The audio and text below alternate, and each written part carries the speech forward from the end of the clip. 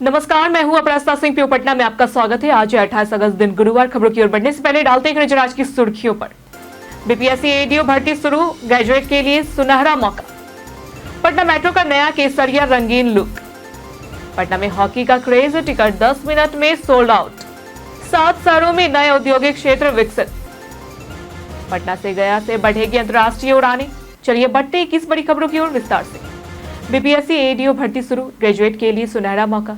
बिहार लोक सेवा आयोग बीपीएससी ने सहायक शिक्षा विकास अधिकारी एडीओ ने 935 पदों पर भर्ती प्रक्रिया शुरू कर दी है। आवेदन bpsc.bihar.gov.in पर ऑनलाइन किए जा सकते हैं।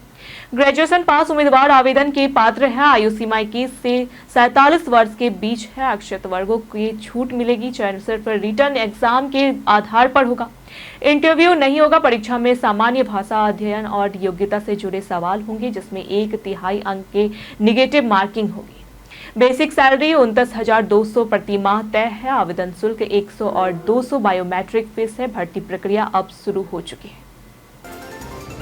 पटना मेट्रो का नया केसरिया रंगीन लुक। पटना मेट्रो के कोचों का नया लुक सामने आया है, जिसमें केसरिया रंग और मधुबनी पेंटिंग से बिहार की सांस्कृतिक को दर्शाया गया है। बोगियों की बाहरी दीवारों पर गोलघर सहित बिहार के ऐतिहासिक सांस्कृतिक धरोहरों की खूबसूरत पेंटिंग की गई है। मेट्रो के स्टेशनों की फिनिशिंग और रखरखाव का काम भी जारी है। प्राथमिक कॉरिडोर में 5 स्टेशनों पर मेट्रो सेवा शुरू की जाएगी। प्रशासनिक भवन से मेट्रो के सुचारू संचालन का प्रबंधन होगा। मुख्यमंत्री ने 0 माइल स्टेशन का दौरा कर प्रगति की समीक्षा की। यह लुक पटना और बिहार की सांस्कृतिक स्थान को बढ़ाएगा। पटना में हॉकी का क्रेज, टिकट 10 मिनट में सोल्ड आउट। पटना में एशिया पुरुष हॉकी टूर्नामेंट को लेकर जबरदस्त उत्साह देखने को मिला। बीते मंगलवार सुबह जैसे ही टिकट बुकिंग शुरू हुई, महज 10 मिनट में सभी टिकट सोल्ड आउट हो गए। बिहार राज्य खेल प्राधिकरण ने पुष्टि की कि टिकटों की भारी मांग को देखते हुए दूसरा राउंड भी आयोजित किया जाएगा। इस आयोजन को लोकप्रिय बनाने के लिए ट्रॉफी गौरव यात्रा सहरसा, मधेपुरा और शेखपुरा पहुंची, जहां खेल प्रेमियों ने ट्रॉफी का भव्य स्वागत किया। कार्यक्रमों में स्थानीय अधिकारियों और जनप्रतिनिधियों ने भाग लिया और खेल भावना को प्रोत्साहित किया। 7 शहरों में नए औद्योगिक क्षेत्र विकसित।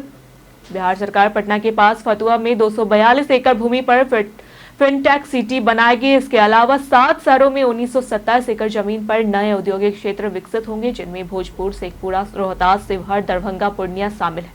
राज्य में 32 औद्योगिक पार्क भी विकसित किए जाएंगे। जन वितरण प्रणाली के डिलीवरों के कमिश्नर के 52% वृद्धि की गई है, जिससे लगभग 50,000 डीलरों को लाभ होगा। फिनटेक सिटी से नवाचार, निवेश और रोजगार के अवसर बढ़ेंगे। साथ ही मेट्रो स्टेशन निर्माण और नहर तटबंध के लिए भी महत्वपूर्ण निर्णय लिए गए।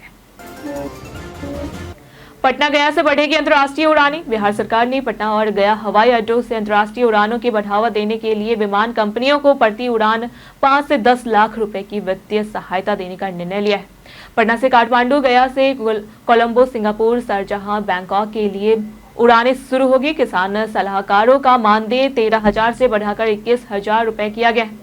दिव्यांगजनों के लिए मुख्यमंत्री दिव्यांग जन उद्यमी योजना भी शुरू की गई है। साथ ही राज्य में कई विद्युत परियोजनाओं और पर्यटन विकास को भी मंजूरी मिली है। यह नीति बिहार की वैश्विक कनेक्टिविटी मजबूत करेगी। पटना तक तीसरी चौथी रेलवे लाइन बिछाने का योजना। पंडित दीनदयाल उपाध्याय डीडीयू से झाझा तक तीसरी और चौथी रेलवे लाइन बिछाने का प्रोजेक्ट शुरू हुआ है। पटना तक तीसरी चौथी लाइन बनने से ट्रेन की संख्या बढ़ाने और ट्रेनों की समय पर चलाने में मदद मिलेगी। कुल 17,000 करोड़ रुपए की लागत से यह कार्य किया गया है। डीडीयू ने किऊल तक दोनों लाइनें बनेगी, जबकि किऊल से झाझा तक केवल तीसरी लाइन बनेगी। बिहार सरकार ने भूमि देने की सहमति दी है और रेलवे ने इंजीनियरिंग स्केल प्लान तैयार किया है। इससे ट्रैफिक दबाव कम होगा और यात्रा सुगम होगी। पटना में गणेश उत्सव की धूमधाम, कल होगी प्राण प्रतिष्ठा। पटना में गणेश चतुर्थी उत्सव जोर शोर से जारी है। मुंबई के लाल बाग के राजा की 6 फुट ऊंची भगवान गणेश की प्रतिमा कल प्राण प्रतिष्ठा के लिए स्थापित की जाएगी। इस अवसर पर भगवान गणेश को 35 लाख रुपए की हीरा जड़ित मुकुट पहनाया जाएगा, जिसमें 6 कैरेट का कीमती हीरा शामिल है। पूजा स्थल को बंगाल, बैंगलोर और मुंबई से लाई गई 10 टन फूलों से भव्य रूप से सजाया गया है। पहले दिन यानी कल 101 मोदक का भोग लगाया गया। महाराष्ट्र से आए पुजारी और जहाज पथक की 50 सदस्य टीम भी उत्सव में हिस्सा ली। यह शोभा यात्रा कलेक्ट्रेट घाट पर भगवान गणेश की मूर्ति के विसर्जन के साथ संपन्न होगी। पटना में उत्साह और श्रद्धा का माहौल है। पटना साहिब के लिए 341 करोड़ की विकास योजनाएं। मुख्यमंत्री नीतीश कुमार ने बीते दिन पटना सिटी में 341.43 करोड़ रुपए की 5 विकास परियोजनाओं का शिलान्यास किया।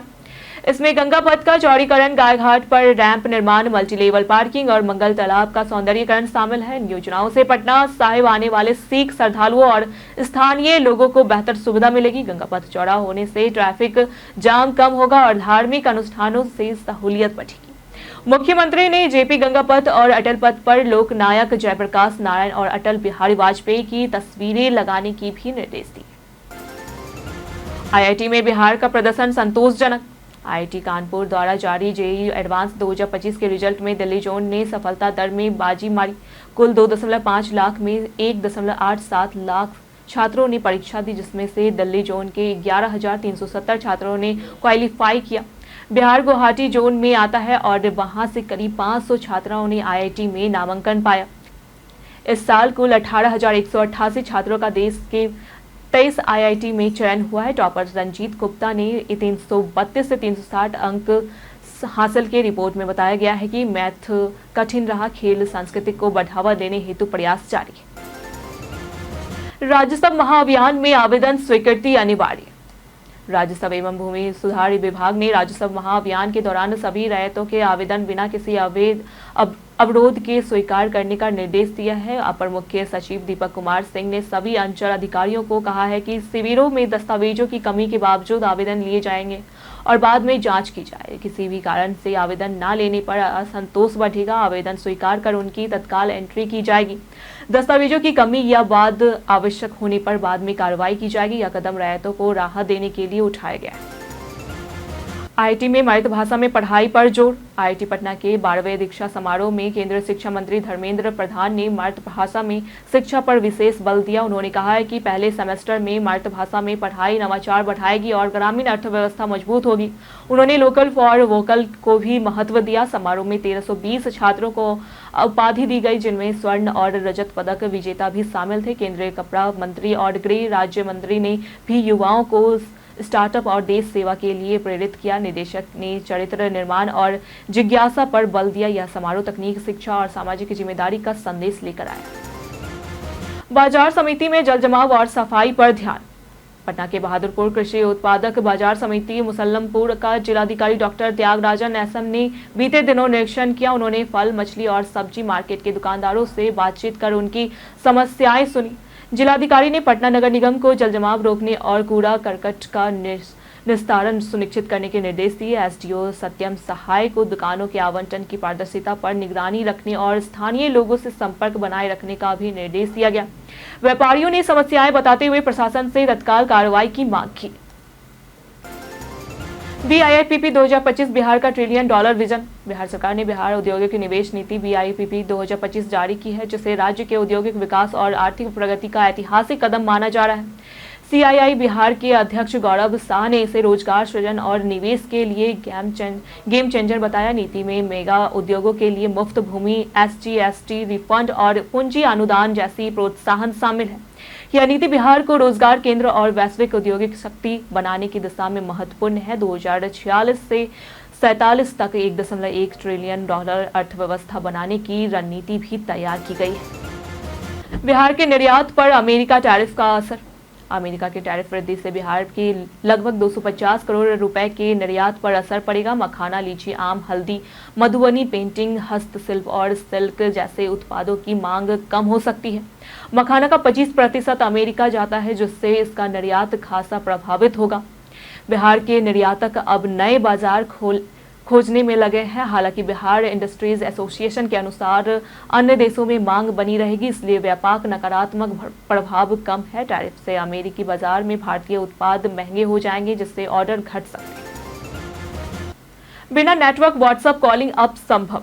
गूगल ने पिक्सल 10 सीरीज में सैटेलाइट कॉलिंग फीचर्स लॉन्च किया है, जिसमें व्हाट्सएप पर बिना नेटवर्क या वाईफाई के भी ऑडियो वीडियो कॉल संभव होगा। यह फीचर जंगल, पहाड़ जैसे दूर दराज क्षेत्रों में उपयोगी होगा। पिक्सल 10 ऑटोमेटिक सैटेलाइट मोड में स्विच हो जाएगा। हालांकि यह सेवा चुनिंदा कैरियर्स के साथ ही काम करेगी और अतिरिक्त शुल्क लग सकता है। इसकी शुरुआती कीमत 79,999 है। फोन में AI फीचर्स जैसे Gemini live voice translate, AI photo editing, hyper motion, gaming, smart charging और AI प्रो सूट शामिल है। यह फीचर ट्रैवलर्स और इमरजेंसी स्थितियों में रहने वालों के लिए बेहद फायदेमंद हो।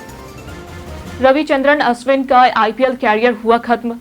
दिग्गज स्पिनर रविचंद्रन अश्विन ने IPL से संन्यास ले लिया है। उन्होंने सोशल मीडिया पे लिखा है कि IPL खिलाड़ी के रूप में उनका सफर खत्म हो गया है, लेकिन अब अन्य लीगों में खेलने के लिए उत्साहित है। अश्विन ने IPL में 221 मैचों में 187 विकेट के लिए 833 रन बनाए।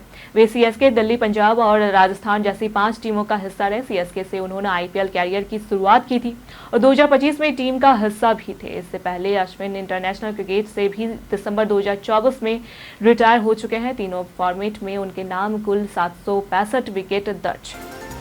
गयाजी प्रतिपक्ष मेला 2025 तैयारी पूरी, श्रद्धालुओं का स्वागत। गयाजी प्रतिपक्ष मेला 6 सितंबर से 22 सितंबर तक होगा। इस दौरान देश विदेश से लाखों श्रद्धालु पितरों के तर्पण और पिंडदान के लिए आएंगे। मेला की साफ सफाई कुंभ के समान होगी। 12 करोड़ रुपए का बजट रखा गया है। श्रद्धालुओं के लिए 134 घर और 525 धर्मशालाओं के आवेदन मिले हैं। गांधी मैदान में 2,500 क्षमता वाली टेंट सिटी बनाई गई है, जहां निःशुल्क सुविधाएं उपलब्ध होगी। कंट्रोल रूम 24 घंटे सेवा देगा। श्रद्धा कार्यक्रम में विभिन्न तिथियों पर खास श्राद्ध होंगे। संपर्क नंबर 9266628168 उपलब्ध है। आज पटना की पहचान में बात होगी अनुराग आनंद की। अनुराग आनंद 1978 में जन्मे एक प्रसिद्ध भारतीय लेखक और कॉर्पोरेट पेशेवर हैं। उन्होंने दिल्ली विश्वविद्यालय से अर्थशास्त्र और प्रबंधन की डिप्लोमा किया।